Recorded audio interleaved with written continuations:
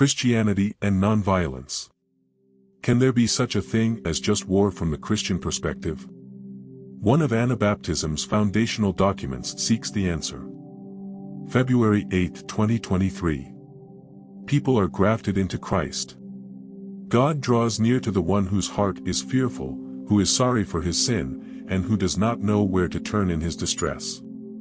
The world itself is too restricted for him, and he lifts up his heart to God alone. God will show himself to this person, provide comfort in his sorrow, and point to his Son, who says, "Come to me, all you who are heavily burdened, and I will give you renewed strength. Put on my yoke, for it is easy, and my burden is light." Matt 11:28-30. Such a call the Lord extends to us through his servants whom he has chosen from the world to be his witnesses. Those who hear his voice and come to him will never be rejected. We teach further that Christ came into the world to bring salvation to sinners. As it is written, "This is the Father's will, that everyone who sees the Son and believes in him shall not be lost but shall have everlasting life." We teach also that a person may be planted and grafted into Christ through faith. This is how it takes place. As soon as a person hears the gospel of Christ and believes it from the heart, he receives the seal of the Holy Spirit. As Paul says, after you believed, you were sealed with the Spirit of the promise. That is the Holy Spirit, who is the pledge of our inheritance, the promise that we who belong to God shall be redeemed, to the praise of his glory. This Spirit of Christ, promised and given to all believers, makes them free from the law or power of sin and grafts them into Christ. He makes them one with him in mind, in his very character and nature, so that they become one plant and organism with him. Christ is the root or stem, we are the branches. As he himself says, "I am the true vine, and you are the branches." Thus we are one substance and essence with him, truly one bread and body. He is the head, and we are all members, belonging one to another. Christ is the root and the vine, and we are grafted into him through faith. Just as the sap rises from the root and makes the branches fruitful, so the Spirit of Christ rises from the root, Christ, into the branches and twigs to make them all fruitful. The twigs are of the same nature as the root and bear its kind of fruit. Christ shows this in a parable: no one gathers figs from thistles or grapes from thorns. No good tree can yield bad fruit, nor can a bad tree bring forth good fruit, but each tree is known by its own fruit. Christ is a good tree, a true vine, hence, only good can flourish and be fruitful in him. Thus each person becomes one with God and God one with that person, as the Father is one with his Son.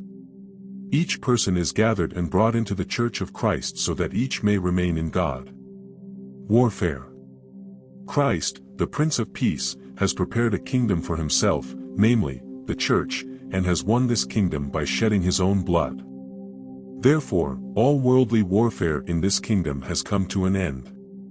This is what was promised through the prophets: the law will go out from Zion, the word of the Lord from Jerusalem. He will judge between the nations and will settle disputes for many peoples. They will beat their swords into plowshares and their spears into great knives, pruning hooks, and scythes. From that time on, nation will not take up sword against nation, nor will they train for war anymore. Therefore, Christians should not take part in war, nor should they use force for purposes of vengeance. Paul exhorts us not to avenge ourselves but to leave retribution to the Lord, who says, "Vengeance is mine, I will repay." Since vengeance now belongs to God and not to us, it ought to be left to him and not to be practiced by us. Since we are Christ's disciples, our lives should be examples of his nature. Jesus could have repaid evil with evil, but he did not. He could, indeed, have protected himself against his enemies by striking down all who entered to seize him with a single word. But he did not, nor would he permit others to do so.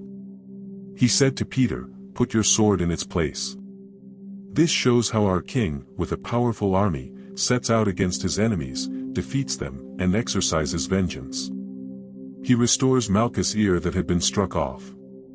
Jesus also says, "Whoever wants to be my disciple, let him take up his cross and follow me." It is clear that Christians cannot take part in war or avenge themselves. Whoever does so forsakes and denies Christ and is untrue to Christ's nature. Christ wants us to act as he did.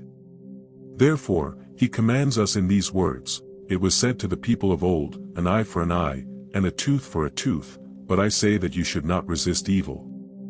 If someone strikes you on your right cheek, turn and offer him the other one." That makes it clear that you ought neither to avenge yourself nor go to war. Instead, as the prophet says, offer your back to those who strike and your cheeks to those who tear at the beard. That means we should suffer with patience and wait upon God, who is just. He will requite the evil.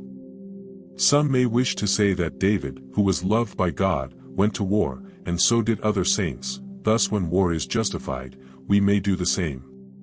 But we say no to that. David and the other saints went to war, but we ought not to, because of the words quoted above. It was said to the people of old, an eye for an eye, and a tooth for a tooth, but I tell you, do not resist evil. Here Christ makes the distinction. There is no need for many words, for it is clear that Christians cannot take part in war or avenge themselves. Whoever does so forsakes and denies Christ and is untrue to Christ's nature. Making swords. Since Christians should either beat their swords into plowshares or put them aside, they should also not make them, for they are used solely to kill or wound people. Christ has not come to destroy people, and therefore his disciples should refuse to do so too. Thus Christ says, "Do you not know to what spirit you belong?" This is as though he would say, "Does the Spirit of grace teach you to destroy other people? Or do you wish to live according to the flesh and turn away from the Spirit, whose children you have become? Do you not know that I have not come to destroy people? If you want to be my disciples, you must let my Spirit rule over you and not live according to the flesh. For whoever obeys the flesh cannot please God." Christians should not practice vengeance, neither should they make the weapons by which others carry out vengeance and destruction, in order not to take part in other people's sins. Therefore, we do not make swords, spears, muskets, or any such weapons. However, what is made for people's benefit and daily use, such as bread knives, axes, hoes, and the like, we can and do make. Someone might say, but these could be used to harm and kill others. Yet even so, they are not made for that purpose, so there is nothing to prevent our making them. If such a tool should ever be used to harm someone, we do not share the guilt. The one who misuses it will have to accept the judgment. If you like the video, leave a comment, this way I can make more video like this. Subscribe for more. Do not forget to turn on notification bell.